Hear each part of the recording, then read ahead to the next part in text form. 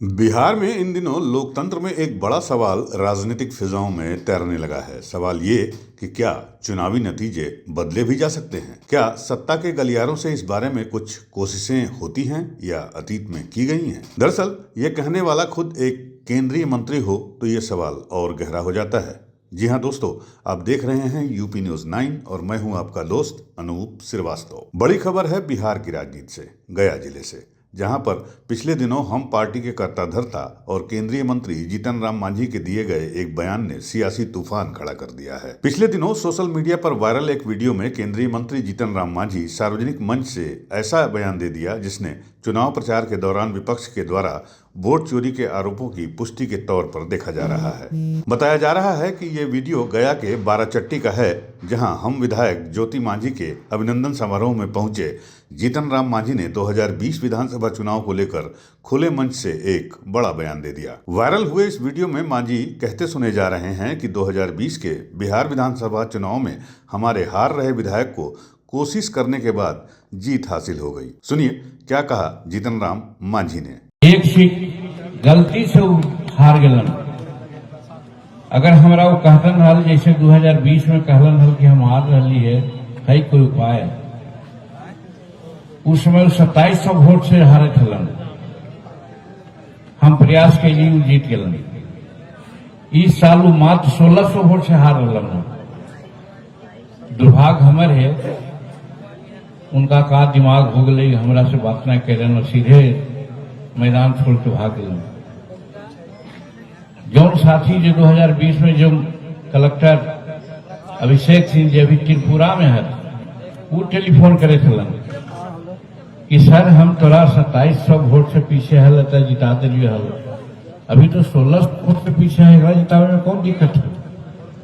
हम माथा ठोकली कि हमारा पास अगर जानकारी हुआ था तब ना, तो चल गया घर। अब मांझी के इस बयान के सामने आते ही सियासत गर्मा गई। विपक्ष ने सवाल उठाया कि अगर कोशिश करके जीत दिलाई गई तो इसका मतलब चुनावी प्रक्रिया के साथ छेड़छाड़ हुई। हालांकि विवाद को बढ़ते हुए देख, या यूं कहें एनडीए के निर्देश के बाद, जीतन राम मांझी ने अपना स्पष्टीकरण जारी किया है। जैसा कि हर नेता बोलने के बाद भूल सुधार करता है, उसी तरह जीतन राम मांझी ने भी कहा कि उनके बयान को मीडिया के द्वारा गलत तरीके से पेश किया गया है। मांझी ने साफ किया कि 2020 विधानसभा चुनाव में उनकी जीत पूरी तरह नियमों के तहत हुई थी। उनका कहना है कि तत्कालीन गया के जिलाधिकारी अभिषेक सिंह ने नियमानुसार रिकाउंटिंग कराई थी और उसी के बाद परिणाम उनके पक्ष में आया था। वो गलत जो उनका वोट चोरी का मैंने ऐसा मार खाए हैं कि वोट चोरी नहीं हो रही है, तो इसलिए उसको वो जस्टिफाई करना चाहते हैं।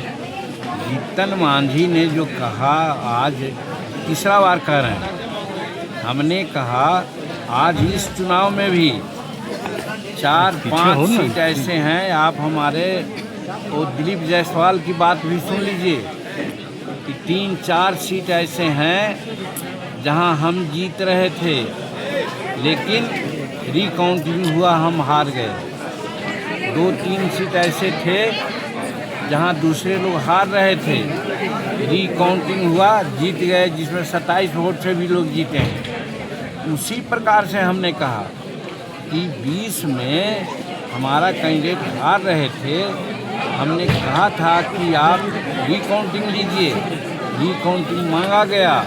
हम धन्यवाद दिया है अभिषेक सिंह कलेक्टर को, जो कलेक्टर यहाँ बहुत सक्सेसफुल कलेक्टर रहे थे, लॉ एंड ऑर्डर और विकास के लिए बहुत अच्छा काम किए थे और ऑब्जर्वर के साथ मिल करके 2020 में उन्होंने नियोजित काम किया कि हमको रिकाउंटिंग दिया, तो रिकाउंटिंग में हम जीत गए। तो रिकाउंटिंग दे करके इलेक्शन कमीशन ने और यहाँ के कलेक्टर ने एक न्यूट्रल काम किया था। आज इस बार भी जब वो हार रहे थे तो हमको उन्होंने नहीं याद किया और वो मैदान छोड़ के चले गए। वहीं पर हमने कहा कि अगर रिकाउंटिंग की बात करते और रिकाउंटिंग के लिए यहाँ का पदाधिकारी को रुकवा करके हम लोग रखा, 1-1.5 घंटा लोग रहे, लेकिन रिकाउंटिंग का मांग कोई करता तब ना, तो रिकाउंटिंग का मांग हमारा कैंडिडेट नहीं किया, वो मैदान छोड़ के भाग गया था, इसलिए वो हार गया।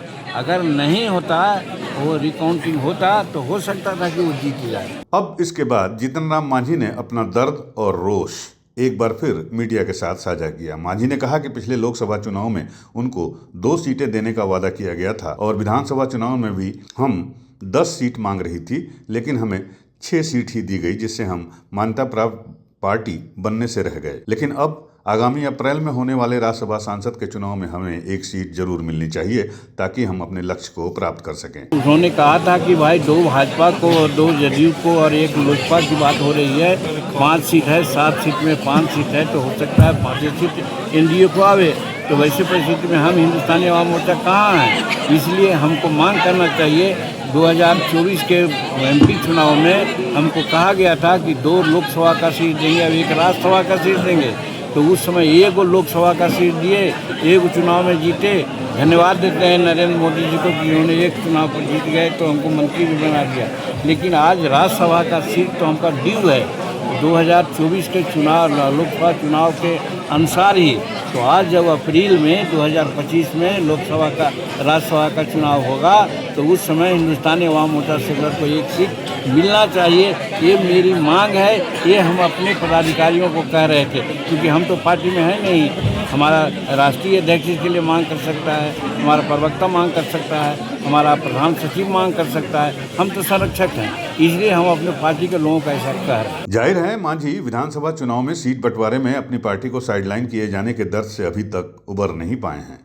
लिहाजा लगता है कि रिकाउंटिंग के बारे में दिया गया इनका ये विवादित बयान इसी दर्द की उपज है। खास बात यह भी है कि मांझी ने उस समय के गया के जिस डीएम का जिक्र किया है वो फिलहाल अभी त्रिपुरा में पोस्टेड हैं। अब इस विवाद ने कई बड़े सवाल भी खड़े कर दिए हैं। क्या चुनावी नतीजों में कोशिश की कोई गुंजाइश होती है? क्या एक केंद्रीय मंत्री द्वारा इस तरह का दिया बयान विपक्ष के आरोपों की पुष्टि नहीं करता है? मांझी के इस बयान पर कि क्या चुनाव आयोग इसका कोई संज्ञान लेगा या विपक्ष इसे अभी और धार देगा? बड़ी बात यह भी है कि मांझी का ये बयान क्या उनके फ्रस्ट्रेशन को जाहिर करता है? और सबसे बड़ी बात, क्या एनडीए उनकी तकलीफ को समझते हुए क्या हम के एक उम्मीदवार को राज्यसभा भेजकर उनके चोट पर मरहम लगाने का काम करेगा? आपको क्या लगता है? आप कमेंट बॉक्स में जाकर हमें कमेंट में जरूर बताएं और ऐसी ही सच्ची और निष्पक्ष खबरों के लिए जुड़े रहिए यूपी न्यूज़ 9 के साथ। वीडियो को लाइक करें, शेयर करें, साथ ही अगर चैनल पर नए हैं तो प्लीज सब्सक्राइब जरूर करें। गया से मनोज कुमार की खास रिपोर्ट।